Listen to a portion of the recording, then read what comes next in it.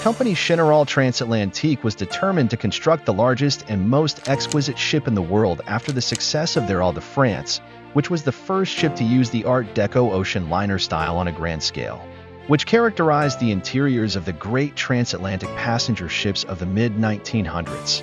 Design of the ship eventually fell to Russian immigrant naval architect Vladimir Yurkovich. The Russian Navy had been severely defeated by the Japanese fleet in the Russo-Japanese War of 1905, especially at the Battle of Tsushima on May 27th. Yurkovich and his colleagues were tasked with rebuilding the imperial fleet. He proposed a hull configuration that was radically different than anything seen before, with a very narrow knife-edge bow that gently flared up to a raked clipper-style peak.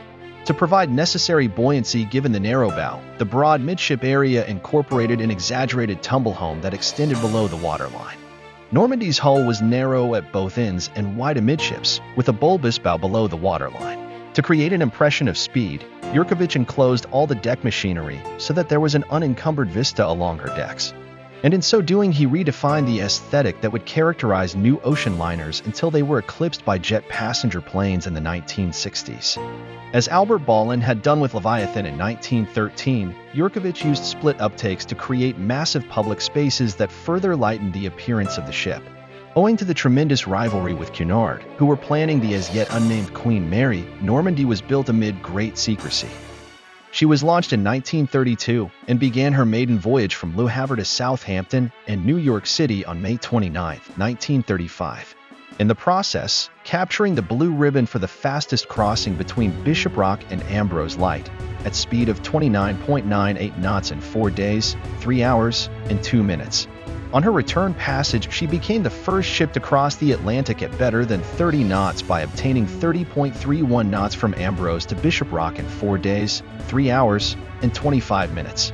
Both runs were bettered by Queen Mary the following year, although in 1937 Normandie recaptured the Blue Riband in both directions with a westbound crossing of 30.58 knots and an eastbound record of 31.20 knots.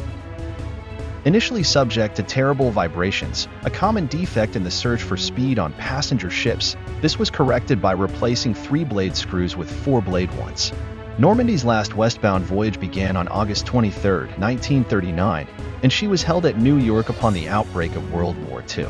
Following the U.S. entry into the war, the government seized her on December 12, 1941.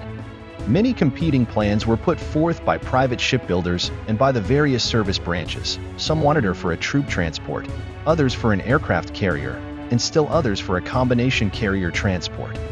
But she was finally converted for use as a troop transport. On February 9, 1942, just before she was to have made her first voyage under the American flag USS Lafayette, a fire broke out when a spark from a welder's torch ignited a bundle of highly flammable and poorly stowed Kapok life vests. Flames swept through the ship, and in a matter of hours she was all but gutted. Because of poor coordination in fighting the fire, more water than necessary was pumped into the ship, and she turned turtle at the pier.